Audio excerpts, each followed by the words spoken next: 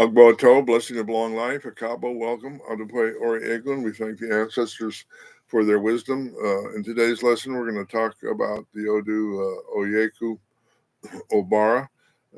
So the words Oyeku Obara, understanding death, Obaba Ra, meaning the spirit of the fathers, brings taboo. So understanding the death of the ego and the importance of humility is reference to the ability of consciousness to block itself from its higher self and from light. In other words, as humans, we can make choices. The choices are not always in our best interest. The priest of the head cast divination for the head. The head was coming from heaven to earth. He had been fending in the fields of heaven singularly. It is the head who decided to go to earth. How would I be able to find people to accompany me? So this is a reference to dealing with the fears, concerns, and I would argue the lack of trust associated with building extended family. Meanwhile, the head had never been alone. He was asked to make an offering that he could find accomplices or friends on the earth.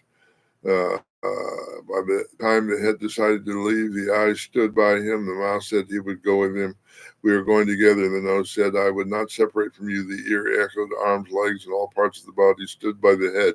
He paused and said, this person would never be alone in the world. Life pleased the head. He was dancing and singing. Here we come to the Iriki Rei. He was praising the Awo. His Awo was praising Ifa. He said it was exactly as the Awo had said, Oyeku Palaba Palaba Pabo. The priest of the head cast divination for the head. The head was coming from the city of heaven to the earth. He had never been fending alone in the fields of heaven. With time, the eyes tarried with the head. With time,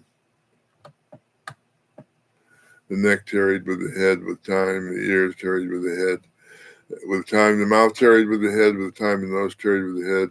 The head stays in the midst of plenty of fortunes. One's found in the midst of the fortunes at the feet of the king of Orisha.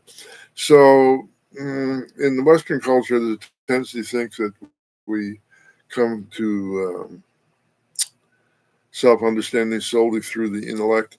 The last sentence is key to understanding the verse. One is found in the midst of fortunes at the feet of the king of the Rishas. So the Rishas speak to us through each of the chakras, Obatala, Ochosi, Eshu, Yamaya, Ogun, and then Oshuno, Ya, and Shango. And then the feet connect to the ancestors. So the whole body then becomes a potential tool for gathering information, for giving us guidance, and that we should be tuned into that, receptive to that, and not block off those resources.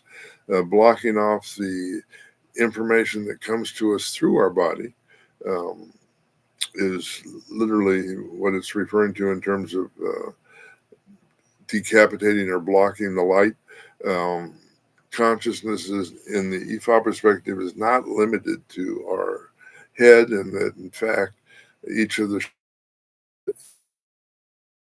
resonates at a different frequency, which can be a source of information. In conjunction with that, science of biology recently discovered that the heart contains brain cells. So in traditional Yoruba culture, when a person says think, they point to their heart, not their head, which is a reflection of an understanding of that aspect of human